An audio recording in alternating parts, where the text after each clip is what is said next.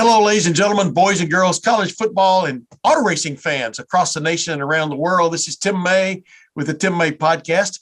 Oh, man, my guest this week, my co-pilot, my special co-pilot. I've been having special co-pilots. And Dan D.P. McQuigg, welcome to the Tim May Podcast. Thanks for having me. And I'd like to introduce you. This is perfect timing for me finally having a conversation with you. You've been soliciting me for a while now, and I don't blame you. But being 68 years old, I sometimes forget what's coming and going. But, man, you're the perfect guy to have on my podcast this week, because not only did you put your heart and soul into a book about Buckeye football from way back when, before people really started paying attention to it nationwide, or actually it's when people did start paying attention to it finally in your book. But you also include a passage in there. You include reference in there to a guy named Lee Frayer. And let's get right to it. Why this has been a special week. This is a special week for this because not only was Lee Frayer correct? Do I have the name correct? Yes. Yep. Not only did he play football for Ohio State back in the late 1890s or mid 1890s, he also drove in the 1911 Indianapolis 500. And of course, this week is the week of the Indianapolis 500. So take it away there, Dan. Well, what's so important about Lee Frayer? Well, there's a number of things that are important. He was a student at Ohio State in engineering. And at the time, I mean, there's probably a book on just the engineers that came out of Ohio State at the time. But he was an end in an era when they had no helmets. It was a dangerous game. And I have a feeling there's not a whole lot. He didn't do much else other than extracurricular stuff. So there wasn't a lot of material on him. Yeah.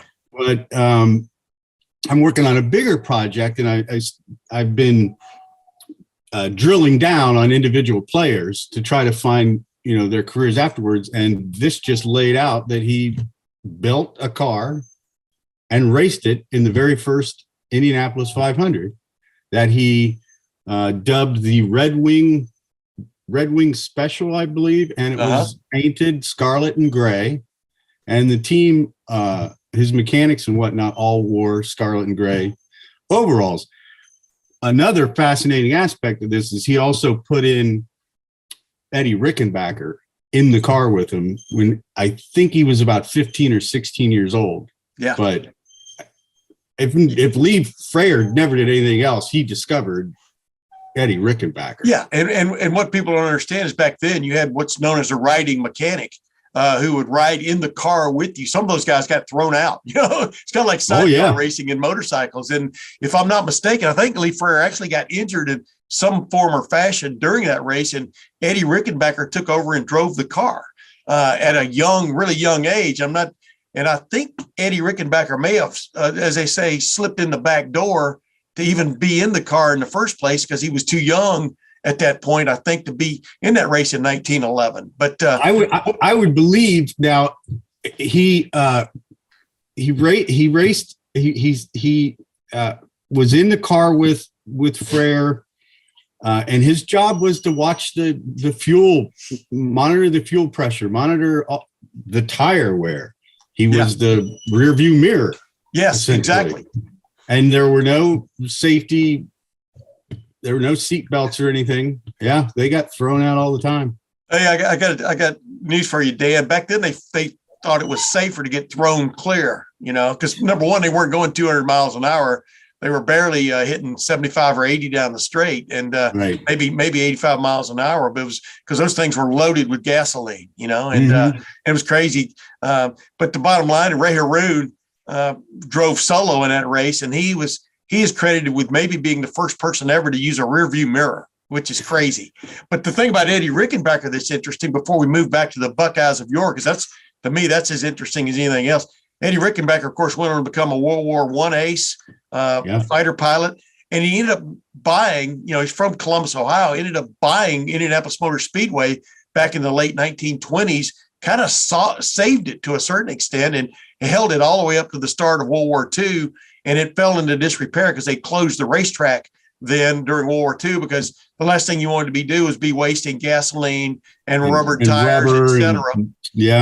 and even metal. Metal was in short supply then, and then of course he sold the Indianapolis Motor Speedway rather than reopen it after World War II, and the next chapter of the Indianapolis Motor Speedway was born. But the bottom line is Lee Frayer. He won a race in Columbus, Ohio. Before that race, he beat the likes of Barney Oldfield, and anybody who knows anything about old time, long time ago auto racing remembers the name Barney Oldfield, the Barney Oldfield Special, etc. But won a race here in Columbus. Not really sure exactly where that race was, but before he went to Indianapolis, and Lee Frayer was an interesting guy. I think he was from Missouri, correct? Originally, no, there is if you do a little research, you will find a Lee Frayer in Missouri. He grew up in what's called the Firelands part of Ohio. Yeah. Which is up around Huron County. And his grandfather was a breeder of thoroughbred horses that specialized in pulling carriages and whatnot. But he was also an inventor, and he invented some things. So I think for Lee, I think driving filled those competitive danger aspects of his personality, but he also had that inventive.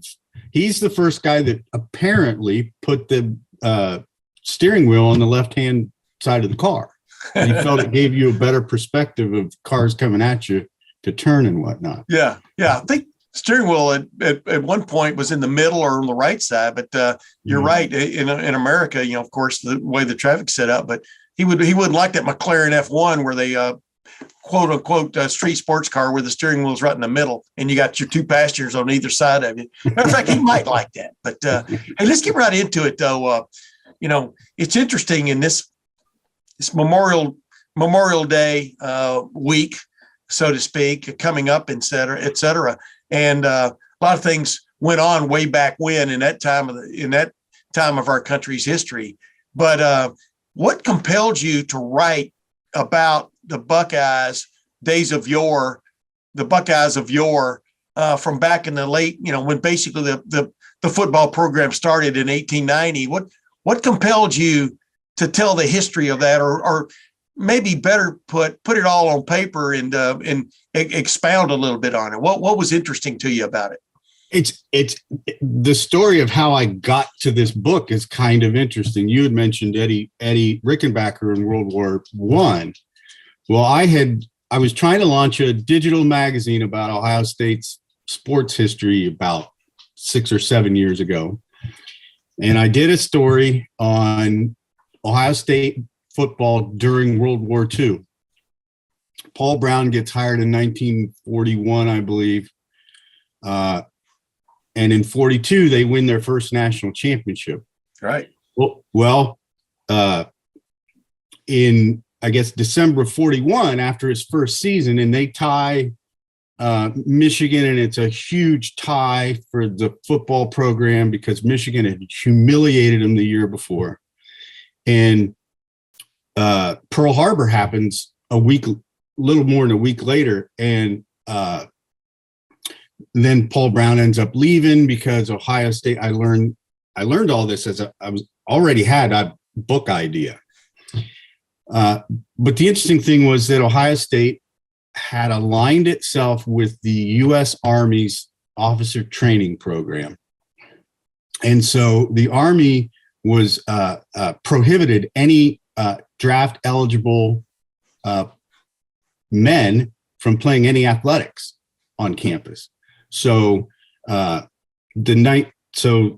they win the national championship, and 43 the entire team's out fighting the war. Yeah. 43 they only can play with 17-year-old kids or people that the Army has said we're not going to draft you because, well, Bill Willis had varicose veins. Gordon, is it Appleby, had asthma or something. So and Horvath in 1944 comes back because they decided they didn't need any dentists. So I was doing a story on this. I grew up in Fredericktown, and Ollie Klein was the 17-year-old freshman fullback. So I really started researching him. And as I learned more and more. If you go back to the Chick Harley era, the same thing happened. Yeah. The first time they had a nationally prominent football team, it gets broken up by World War I. Yeah. And as I did more and more research, I discovered that when the Land Grant Act was signed, Abraham Lincoln insisted that they include a military training aspect of every male student had to take 2 years of military training. And so now that book is a whole different animal. And a lot of these stories were stories that I was trying to make fit. And they just, at the end, is like, I got material for another book. I'll go ahead and do this other book. Yeah. But there's just so many fascinating stories that happened around Ohio State University and Ohio State football. And I had known the Bush family connection for years. But other than that, I learned all this stuff on the fly. Yeah. Hey, hold up a copy of your book, and so people can see. This is available. It's still available, right, on Amazon? And yeah, it's on Amazon. Yeah. Yeah.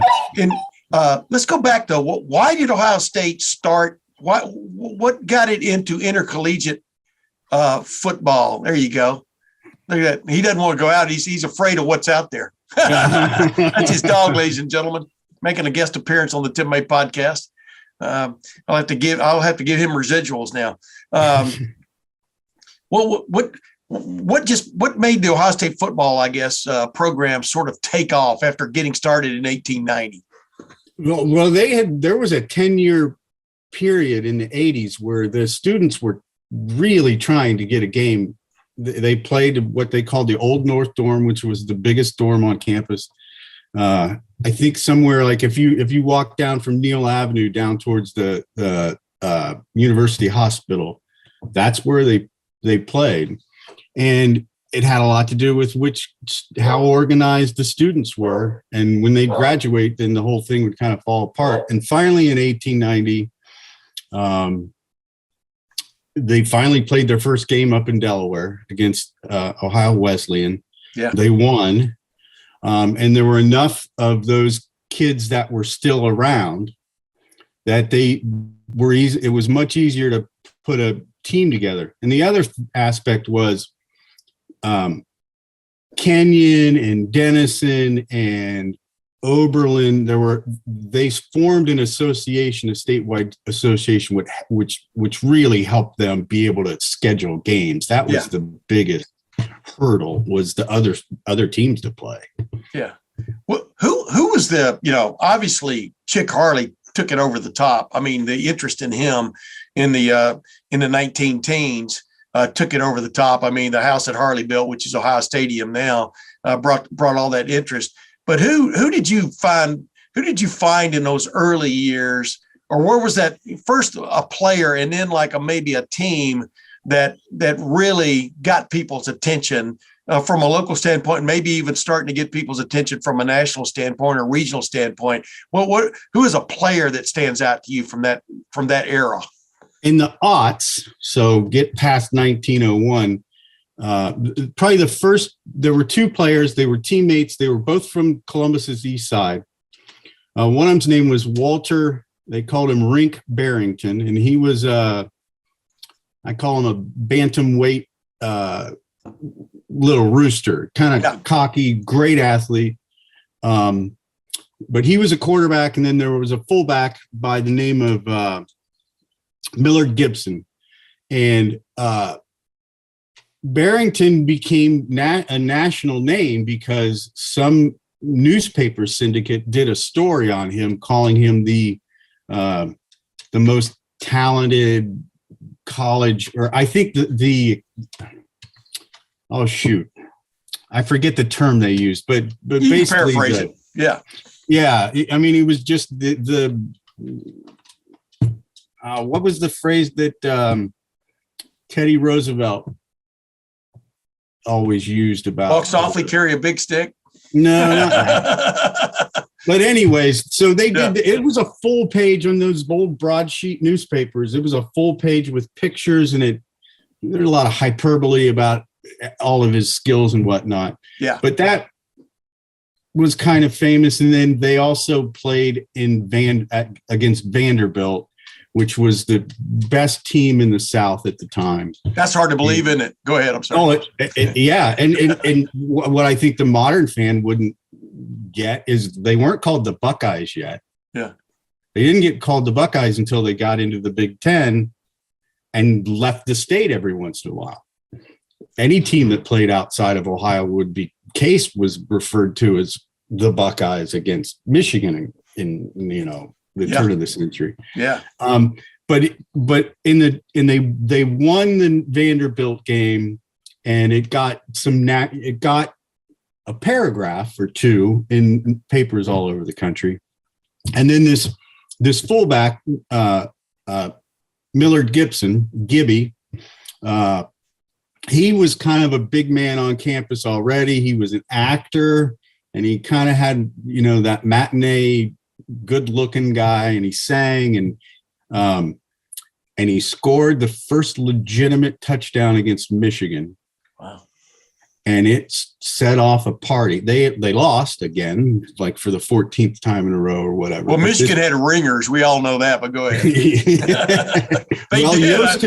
Let's talk about days of yore. But go ahead. That's another story. Well, Yost was when he was still playing or coaching at Ohio Wesleyan, Michigan stopped playing them because he would play. Yeah. Back in the day, but I got a yearning. Exactly. But to Millard Gibson, so he's obviously very popular on campus. Well, Walter Camp wrote about that touchdown in his annual wrap up for the season, and that made Millard Gibson the first honorable mention Ohio State football player. Wow. Yeah. Because that's what it meant then. It wasn't a list. It was he would write a line about a player, and he got an honorable mention. Gibby Gibson, ladies and gentlemen, who knew? And then, let's follow up. I mean, obviously, what was it? 1914, Ohio State joined the Big Ten finally. Ohio State kind of outgrew. It's really funny because I've always said, a good book, which I'm not going to do, but someone could do, is when some schools decided they were going to go big time in football and others didn't, and it pretty much, I call it the stadium building era of the early 1900s up through about 1930. And of course, Ohio Stadium was built. This is celebrating its 100th anniversary coming up this year, obviously. But in the 1920s, the house that Harley built. But in 1914, Ohio State decided, hey, it's time to move into the Big Ten and stuff. And just what was just your take? I mean, from your research and stuff, was Ohio State ready for that move? I mean, from what you could tell, I mean, how much of a big bite was it taking out of the apple there? It's interesting. If you look at the first 20 years or so, they beat up on, I make some reference. It's like they're the big brother beating up on, they would win all of their games against Ohio schools. Yeah. And they would lose all of their games against Indiana or West Virginia or Michigan. And Michigan was the only one that they played regularly, but they rarely left the state. And I think the evidence tells us they were ready. But hiring John Wiltshire, yeah. I'm not sure on the pronunciation, but John hiring Wiltz. him turned out to be the right thing to do. And in terms of, and I don't cover hard. I go up until they join. Yeah. But I do cover that pre-area that led up to it. And Harley's, I think because he was from Columbus and folks had watched him come up, that it brought more of Columbus and there was more of a draw. Bob Hunter called it the Big Bang of Ohio State football was Harley's touchdown in Illinois, where Illinois' head coach wasn't even at the game. He didn't even bother. He went and scouted their next team. And what happens was they had gone from needing to add seats just to make up for all the tickets that they've been selling. And they had added 4,000 before the season started. Well, the win they had in Illinois, there was a 2-week they were off the week in between. Well, they added something like 8,000 seats to what was, they almost doubled their seats. Ohio Field, right up there off High Street. Yeah, the corner of Woodruff and High. Yeah. Yes. But that was all driven by his star power. Yeah. And that's the way it is. I mean, even back then, man, you win with people, as Woody Hayes said, and recruiting was already in full-fledged there. I mean, it's interesting how that goes. As you look back was there ever a time in the 1890s or early 1900s when the program, from what you can tell, or at least from researching these players, because you do a great job of like you said, like in your note to me, but you're right. It's almost like a sports information guide to some of these players that people never heard of, or paid little attention to. I mean, they'd be lucky to have 14 or 15 guys on the team, but because most. Well, go ahead. But was there a moment? Was there a time in there, a couple of years, where it teetered? You know what I mean? Where did you feel, or was it just a constant build from like 1890 onward? It was a slow build in the 1890s, and I think when they hired John Ekstrom, they were under 500 until 1899 as a program. Yeah. And when they hired John Ekstrom, I write this. They have their first undefeated season. I think they go 8-0-1, and then the next year they go 9-0, 9-0-1, but they tie Michigan, which is their great. Despite what Gordon Gee said in 1997, their greatest victory was their 0-0 tie against Michigan in 1900. I mean, they lived on that for generations. But his whole program came crashing down when John Sigrist died of injuries in a game. So if there was any setback of that period, that probably set him back a couple of years, because Ekstrom decides to become a doctor. And yeah, but that's the interesting period for college football itself, because it was a brutal game, and Teddy Roosevelt obviously had that. It basically brought about, for one of another way of putting it, brought about the formation of in essence, the NCAA. You got to have some rules. It's funny. You got to have some guardrails. That's the key term now. With the name, image, and likeness and transfer portal now turning everything upside down. But you got to have some rules, some guardrails, and it was a key moment there. And like you wrote about, 1899 to 1901 was sort of the first real golden era, but then it came at a cost. What do you think really spurred it from like the early 1900s? What was the real spur there that didn't let it die, in your opinion? The students, there was a lot. They took a lot of pride in it.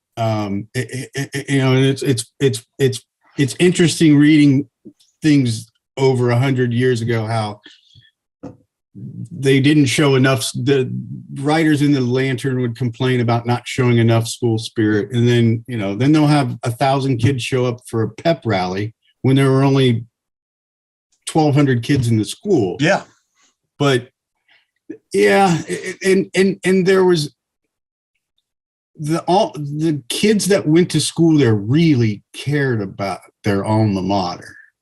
And you can see that up in a lot of the information that I would find would be really good stuff. Were letters written in the 30s by guys who were there 50 years ago and talking about how important it was to them. Yeah.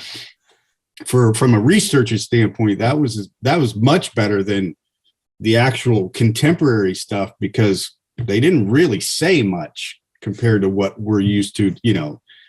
The game coverage might be 4 inches. Yeah. exactly. Get the score in. Who scored the touchdown? Maybe. Yeah. Of course, scoring back then was so interesting, the way you accumulated points, but that's another story. Yeah. Hey, last thing about that book. What did you find out that just sticks with you to this day of, a lot of things you can kind of go, okay, I could see that comment, blah, blah, blah. Well, what is one thing you just kind of went, wow, I would have never thought that, or I had never heard that anecdote, or what is one thing that just sticks with you to this day when you tell the story about the book? Well, the most interesting character in the whole book was X-Storm to me.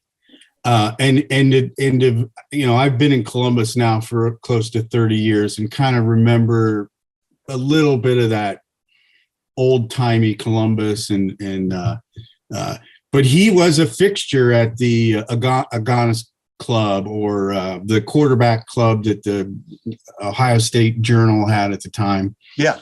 To the point where in his 90s, I think he was still the doctor for the wrestling matches.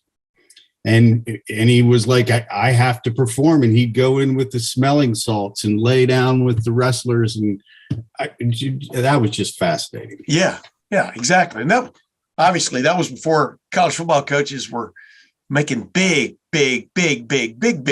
money. And they were pretty much on reputation more than anything else. And hey, real quick, what is your do you have another project coming along? Have you had another project since you and I first communicated? I mean, what do you have in the pipeline? I'm still working on it's basically the intersection between Ohio State's commitment to military training and the vast number of football players that went on to have. I can give you a quick little anecdote. Yeah. The original manager, back then the manager was the athletic director, but he was a 16-year-old prep student at Ohio State's high school. And he went on, he was a captain for the 80 or 92 and 93 seasons. And he went on to have a military career afterwards. Fought in the Spanish-American War, then fought in the Philippines. By the time World War I comes around, he's basically training artillery. After the war, because we lost so many soldiers at such a rate that we didn't know how to take care of the bodies, they basically just buried them wherever they died. Yeah. And his name's Richard T. Ellis. He's lieutenant colonel. He was with the quartermasters, and he's the guy who organized all the cemeteries for the World War I people. Wow. After that, the United States Congress decided that they were going to pay to have the mothers of these fallen soldiers. They were given the choice to be buried in Europe, or they would bring them back just to the U.S. and the parents had to pay to bring them home, or they would put them in Arlington or one of the other national. Well, Ellis is still in charge of this whole movement. And I think they brought over 6,800 mothers. And on the very first ship, he's over in France to welcome this first ship. And two of the mothers are mothers of Ohio State football players. Wow. One of the football players died. Another had a brother who had passed away. Wow. And that's how I closed this book that I'm working on. Gotcha. Dan D.P. McQuigg. Dan McQuigg, thank you for joining the Tim May podcast, my man. And we started out with a connection of Ohio State football and the Indianapolis 500. You can't go wrong there, right? Talk about a collision. And we end with that story. I can't wait till that book comes out because that sounds fascinating to me, man. Some of the people behind the scenes you never think of, you know what I mean? That did great things. But Dan, appreciate you joining me, my man. Thank you. Thanks for having me. I appreciate it. And until next week, ladies and gentlemen, this is Tim May for Dan McQuigg. We'll see you then.